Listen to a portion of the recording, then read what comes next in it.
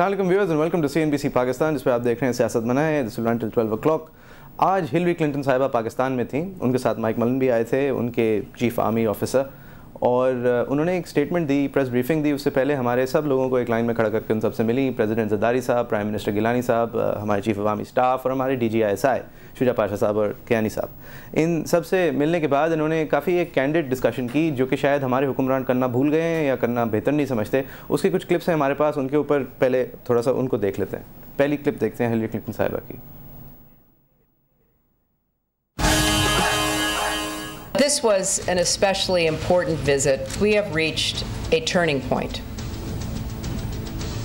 Osama bin Laden is dead, but Al-Qaeda and its syndicate of terror remain a serious threat to us both.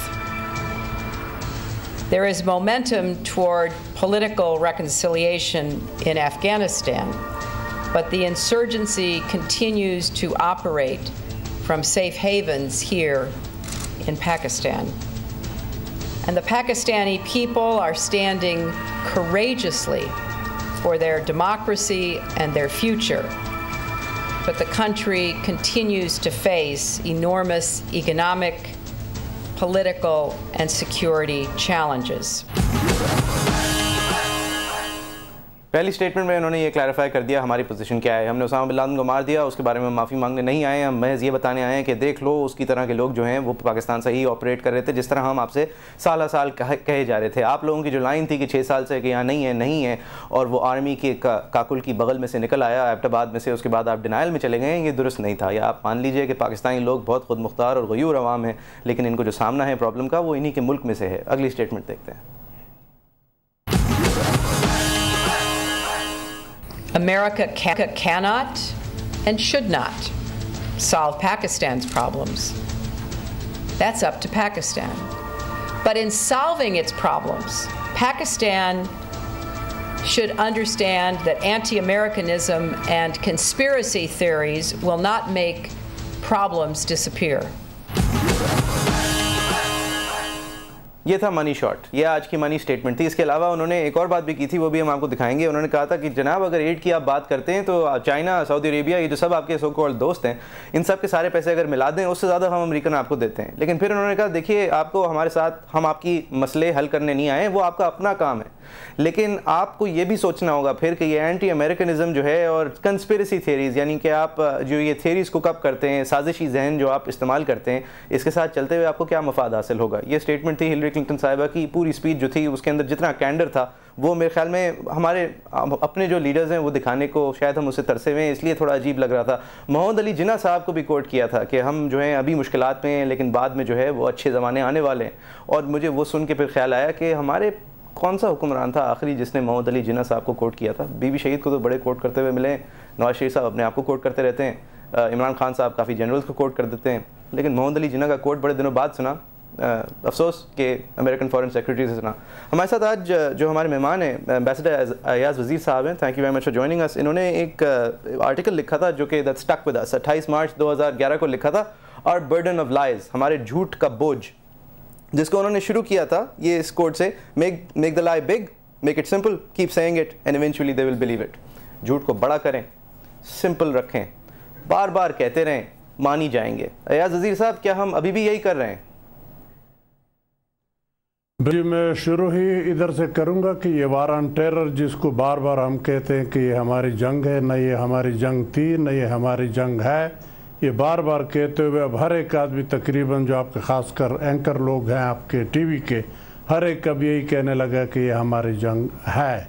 हमारी जंग कैसे है, कब हुई थी, और आर्गुमेंट ये दे लेते हैं कि इसमें कौन लोग मर रहे हैं, हमारे लोग मर रहे हैं, तो इसलिए अब ये हमारी जंग है।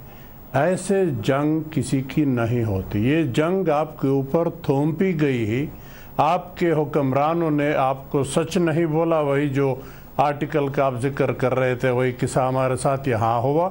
जनरल मुशर्रफ ने आपके साथ झूठ बोला, एक ही टेलीफोन पे ढेर हो गए, आपसे पूछे बगैर उनके साथ एग्री हो गया, वो तो चले गए जैसे तैसे थे, 8-10 साल गुजारे, हमें बर्बाद किया।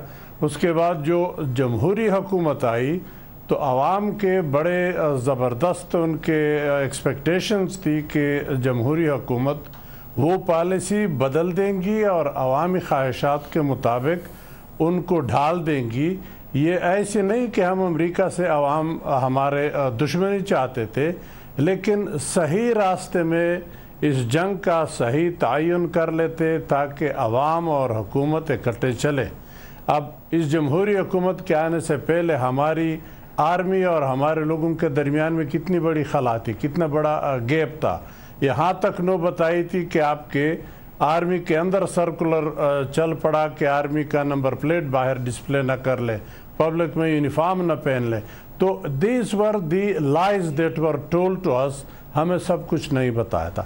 اب بھی جب ہم حالت جنگ میں جو ان کا جنگ ہے چلے جا رہے ہیں، ان کو پارلیمنٹ نے 2 مرتبہ عوامی، جن کو یہ لوگ بڑے مینڈیٹ کہتے ہیں، عوامی مینڈیٹ تو 22 اکتوبر 2008 کو دے دی جوائنٹ پارلیمنٹری سیشن میں. وہ 14 نکاتی قرارداد کی اس پہ عمل کرو، وہ قوم کا فیصلہ ہے، وہ نہیں مانے.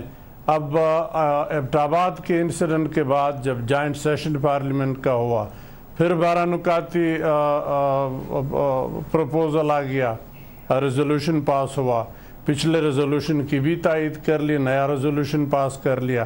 تو اب تو چاہیے تھا حکومت کو کہ اس کو امریکہ کے سامنے رکھ لیتے کہ دیکھیں اب بھی جمہوری حکومت ہے، ہم بھی جمہوری حکومت ہے، ہمیں بھی الیکشن میں جانا ہے انہی لوگوں کے پاس.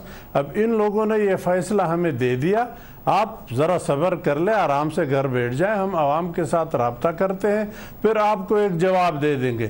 لیکن ابھی تو وہ ایبٹ آباد والی بات کی وہ خاک دھواں بھی صحیح نہیں بیٹھا تھا کہ ہم نے فوراً کہہ دیا کہ ہاں جی جو آپ حکم کریں گے وہ ہم کریں گے. کہنے کا مقصد یہ میرا قطعاً نہیں ہے کہ ہم کسی کے ساتھ غیر ضروری دشمنی چاہتے ہیں. ہم اصولوں کے بنیاد پر امریکہ ہو چاہے کوئی ملک ہو، مغرب کا یا مشرق کا یا مڈل ایسٹ کا یا ایشیا کا، ان کے ساتھ ہم برابری کے بنیاد پہ اپنے ملک کے مفادات کو مد نظر رکھتے ہوئے دوستی کرنا چاہتے ہیں. لیکن یہاں پہ اس جنگ میں تو بدقسمتی سے ہمارے مفادات پامال ہو گئے، دوسرے کے مفادات کے لیے ہم لڑ رہے ہیں. ایاز عزیز صاحب، یہ دوسرے کے مفادات جو ہیں جن کے نمائندہ ہلری کلنٹن صاحبہ آج آئی تھیں، انہوں نے یہ بہت کلیئرلی بتا دیا کہ دیکھیں لوگ تو آپ ہی کے مر رہے ہیں، آپ کہتے ہیں کہ آپ اس پالیسی کو بائے نہیں کرتے، تو آپ پھر یہ پالیسی بائے کرتے ہیں جو عمران خان صاحب کی سٹانس ہے کہ امریکنز کو بھیج دو تو یہ جنگ 90 دن میں ختم ہو جائے گی. دیکھیں اگر صحیح انصاف کر لے مسئلے کے تہ تک پہنچنے کے لیے، آپ کو یہ ضرور دیکھنا پڑے گا کہ اس ریجن میں یہ بوچھال کیوں آ گیا، یہ طوفان کیوں آ گیا. تو 9/11 کے بعد جب امریکن افغانستان آ گئے، آپ دیکھ لیں تاریخ گواہ ہے، اس سے پہلے یہاں پہ آپ کے ملک میں کوئی مسئلہ تھا، وہاں وہ آ گئے. 2 سال کے بعد ایاز عزیز صاحب، قطع کلامی کی معذرت سر، I'm very sorry، مجھے ایک بریک لینی ہے. بریک سے واپس آئیں گے تو اسی گفتگو سوال کو اسی جواب سے ہم شروع کریں گے. آپ دیکھ رہے ہیں سیاست منائیں، back with you after break.